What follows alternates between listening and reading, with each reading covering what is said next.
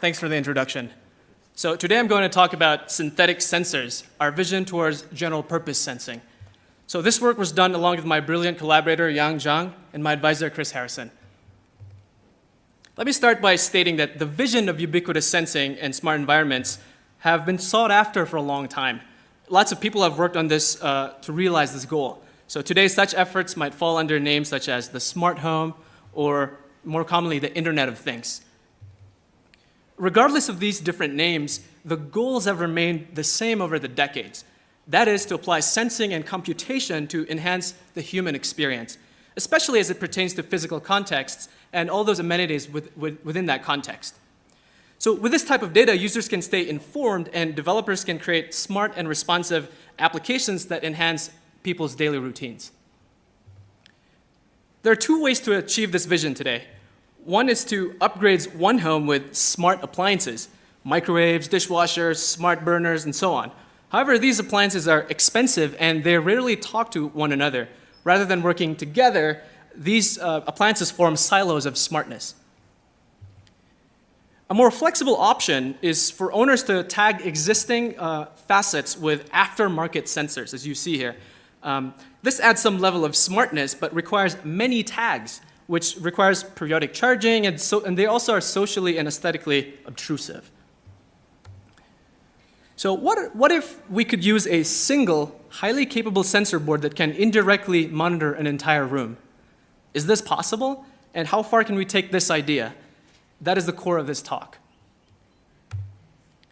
Before we dive in, let me quickly first go to related work. There's a lot of rich work in this area, and a full related work review is beyond the scope of our work.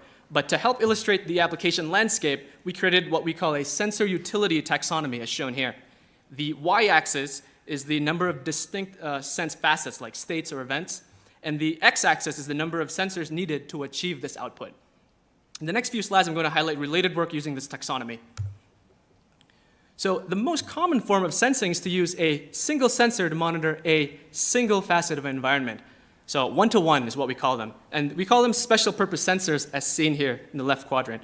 For example, a door sensor can only detect when the door is open or closed. Or a water faucet sensor knows when a faucet is running. Again, one-to-one. There's no notion of generality.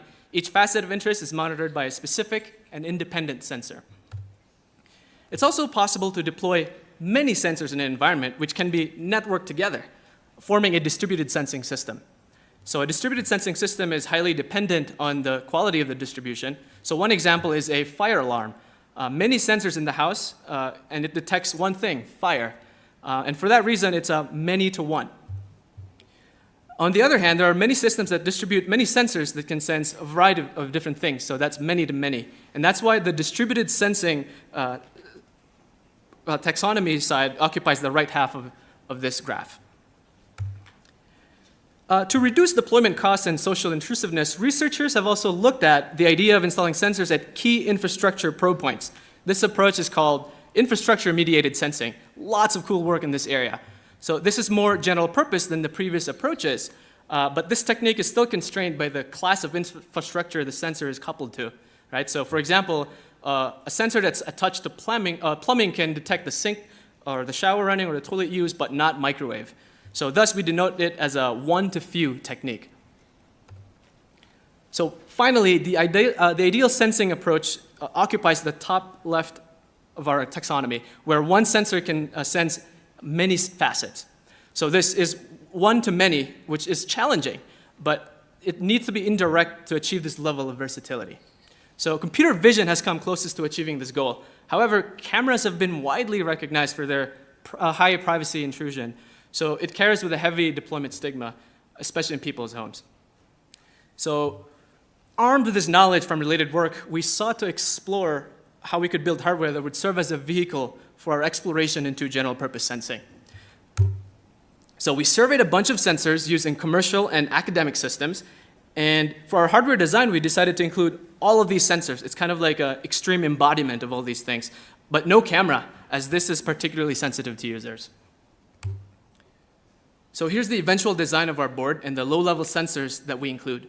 This incorporates 9 physical sensors able to capture 12 distinct dimensions: vibrations, acoustics, electromagnetic noise, temperature, humidity, barometric pressure, illumination, light color, magnetic fields, radio interference, and directional heat. Lots of things packed into one guy. Our sensor board is plug and play. It uses wall power and connects to our cloud backend over Wi-Fi. A single sensor board in a room can capture a wide variety of events, as you see soon. So we're going to do a live demo. Hopefully it works. With the Wi-Fi is a little tough right now, but we'll see. Okay. How do I switch it? Okay, so let me go over there. So what you're seeing here are the different facets of the signals. There's the accelerometer at the top, the top three rows of the accelerometer. The next one is the microphone, the next one is the EMI, and then all these other sensors, temperature, barometer, light color, illumination, etc. And so what I'm going to do is I'm going to show all these different events running, and we'll see if it can detect the system. So I'm going to walk through here real slowly. What I'm going to like to show you is look at the accelerometer on the top three rows. When I turn on this blender, you can actually see it being activated. And also you can see it, our system can detect that it's a blender running. So if I stop that, the accelerometer stops, and then you can say the blender has stopped running. It's the same thing with the light sensor. If you look at the light color, it's not shown. Anyway, you can see that illumination go up. That's because the light is on. And not only that, we can detect both that the light is on and that the blender is running at the same time. So we could do all these different things like, having a copy writer running, or even like have a microwave running at the same time. It should go. Okay.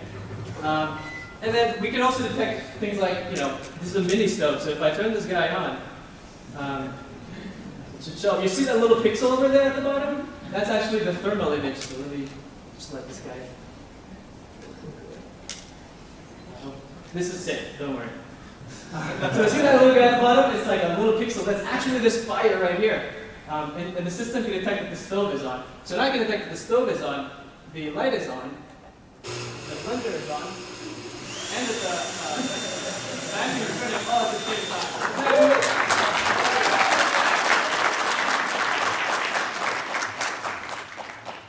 All right, so I'm really glad my lab demo worked. Thanks for all the guys for all your help. Okay, let's get back to the presentation. Okay, I'm gonna play it. All right. Whew. These are backup slides. Okay, of course, this low-level sensor data is rarely of interest to users. Instead, we use machine learning to automatically recognize patterns of sensor activation and expose these high-level, as environmental high-level events, and we call them synthetic sensors. So let me talk about the featureization and machine learning pipelines in more detail. So first, data comes from a sensor tag that is attached to a power outlet, as you've seen here. And then the board senses several facets, as mentioned earlier. So including vibration, acoustics, EM interference, directional heat, etc. And then we perform onboard featureization. We perform FFTs to our high sampling sensors. We compute statistical features to our low sampling features. And then these features include mean, max, standard deviation, centroid, range, sum, etc. And next, once that data is packed, we send that over to the cloud with 128-bit AES encryption, and we perform several server-side computations, including trigger detection and feature assembly. And then finally, the feature set is sent to an ensemble classifier. Here we use a classification model, in this case an SVM. In our current implementation, each object or event is modeled with its own SVM classifier, and we use the ensemble model to decide which events are triggered. And finally, the output of that process can be used as input for end-user applications. So that's the whole system.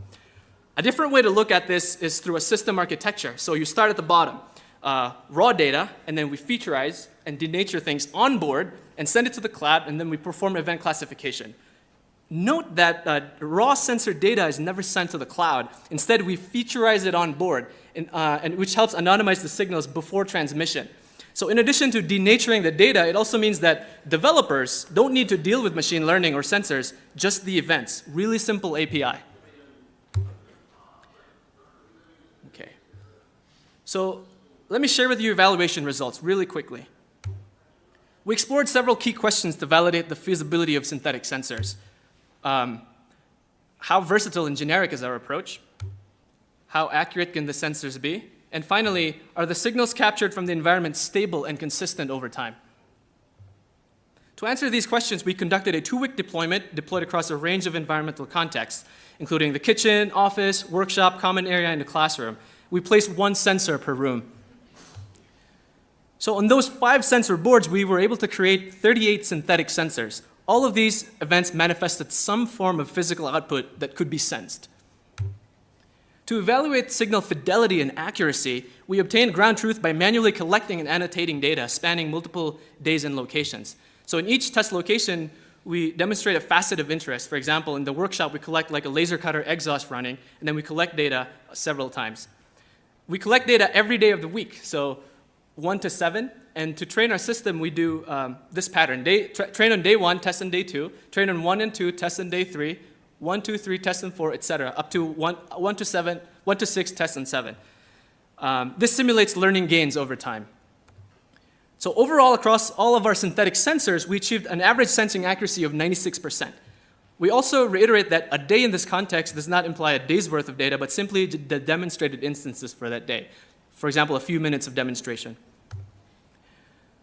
Next, we wanted to test whether the signals are consistent over time, especially because it's possible for environmental facets to change their signals over time.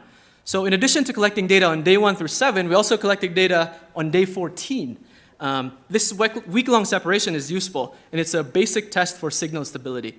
So overall, across 38 synthetic sensors in 5 locations, tested a week later, we achieved an average accuracy of 98%. So this gives us some understanding that this is stable over time. So you might be wondering which sensors are useful for what synthetic sensor. So we ran that analysis, and here's a table that shows that. For example, the kettle on sensor, half of its merit comes from the thermal channel, the thermal image. For the door sensors, it's an even split between the accelerometer and the microphone. You can dig details of this in the paper. If you're also interested, we have confusion matrices in the paper broken out by location. And here's what the overall learning curves look like for our 2-week deployment. Note that by day 2, accuracy is already relatively high, 92%. All right, our system works across many different settings. And what you're about to see is a series of examples highlighting the versatility of our approach.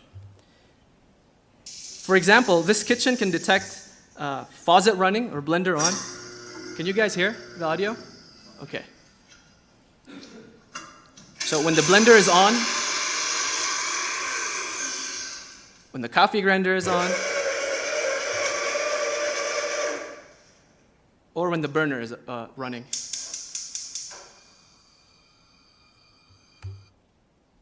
So if you plug this in a bathroom, we can detect the shower, the 2 vanity faucets, some bathroom accessories, toilet flushing, or the state of lighting. We can also detect multiple events in the house, like when the fireplace is on, when the water tank is heating or the dryer is running, when the HVAC is on. In the workshop or industrial setting, we can detect multiple events such as when the dust filter is running, when the exhaust fan is on, different tools such as a miter saw, like a shop vac, drill press, grinder, and a bunch of handheld tools. And then in the office, we can also detect a suite of events such as door knock, door closed, when a phone is ringing, when you're writing on a whiteboard, or when you're erasing on the whiteboard. Or when you're drinking water in the water fountain, flashing the urinal, or a paper towel dispensed. All right, that's a lot of stuff. Synthetic sensors seen thus far is what we call first-order synthetic sensors. They have learned a particular environmental event and can only detect activations. However, these basic synthetic sensors can go a level higher. We call them second-order synthetic sensors, able to capture higher-level semantics, such as count. So here we can count the number of paper towels used. Instead of just the activations, we can actually keep track of that. So here I'm washing my hands. Notice that counter over there in the bottom, it decreases. And then you could do these things to automatically alert restock requests. So the facilities guy could be like, oh, paper towel 4471 is running out, and then you get an email automatically. In this example, a first-order faucet running sensor is used to power a second-order water consumption sensor. Metrics like this can inform monitoring, behavior change, and other applications. So like a water savings challenge on Facebook. You can compete with your neighbors in some sense. And finally, first-order synthetic sensors can be responsible for recognizing individual states, like in this microwave. And by building on top of these sensors, it's possible to create second-order sensors that track the state of the microwave. So here, someone's putting something in the microwave, closing the door. Look at that state machine over there. It can keep track of what's happening in the microwave. So now it's running, it's looping, and then it's beeping. It uses the chime to say that the microwave is finished.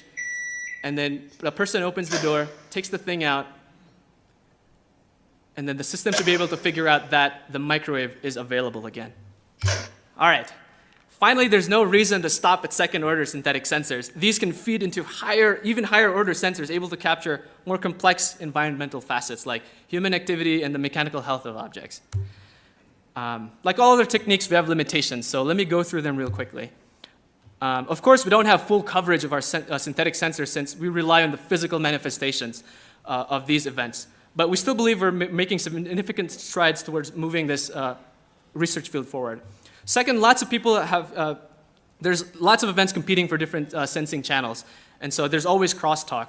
But luckily, there's a lot of events of their own resonant properties and all different acoustic and physical properties. So you can still distinguish, but again, you can't avoid collisions if the signals overlap. And finally, we tried our best to denature our data on board, but it's still possible to possibly identify individuals by correlating it with data such as routines and patterns or people's schedules. But because we believe privacy is of utmost importance for technologies like ours, we think this limitation has future potential for future work.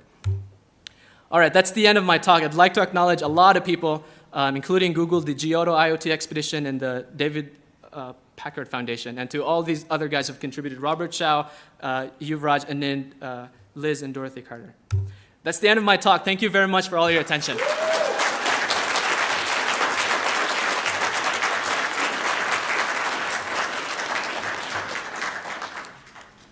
Okay, if there's any questions for Gierad, please take the mic. All right, yeah, beautiful work as always, and a live demo. I don't know what to say, speechless. Two quick questions. One is, how susceptible is it to other background noise? How can it filter out? I mean, some of those where I can see it can filter out, but I'm imagining, you're having a big party at your house. Now there's a lot of voice conversations. Maybe you have a window open. There's sounds from the street. And the second is there any training about placement? Because this could be very specific to helping people know the best placement for these, because you're going to get a better signal, right? Yeah, two very good questions. So let me address them individually. So the first one is about noise and background. So one way to do that is to add a lot of negative background data. So that's one way to do it. And the other way is because if you notice, each event has its own event signature almost. So some events only trigger the x-axis of the accelerometer or the y-axis of the accelerometer. So those interweaving signatures can help multiplex and at least distinguish and avoid background collisions. But yes, there's still a lot of work that needs to be done to get rid of all these different collisions. Another way to solve that is to have at least one sensor and another sensor working together to filter out some of the same events. In terms of susceptibility to training, so our idea here is you plug it in and it stays there. And if you move it around, there is change in amplitude data because it's weaker, but the frequency data remains mostly similar. So it's more robust to moving around, but yeah, you're right. It could still be susceptible to some changes. Thanks for that question. Hi, Edison Thomas from UT Austin. Outstanding presentation. Thank you so much. Quick question about training. I got here a little bit earlier, and I sat down here, and I think I saw you training the system for a little bit of time. So That's can right. you talk a little bit about the process of training? So if I come into a new environment and I bring a whole new device that has a new type of noise, how long does it take for me to train the system to recognize that? Yeah, very good question. So we see at least two or three possibilities. One is as what you saw, we call it like programming by demonstration, basically. So you show the sensor something, and then you label what that is. And then because it has like a high frame rate, you can use this frames captured as the data. So that's one. The other possibility is to use a model which we call what was that model? So the sensor just listens passively, and something happens, and then the sensor, like, hey, I saw a deviation from the normal. What was that? And then you provide data. And then the third is you can use machine learning techniques where the sensor just sits there and you do some clustering so that the clusters, the system, if it listens for a long time, it can create all these clusters. And once you label one data point from that cluster, you can propagate those levels across. So there's lots of different ways to do this. And then, of course, you can have generalizable models, which you can train from all of their different sources, like videos on the internet or sound or all these different things. Lots of possible ways to improve training and machine learning. Sorry, guys. I think should we? Okay. Yeah, we're probably.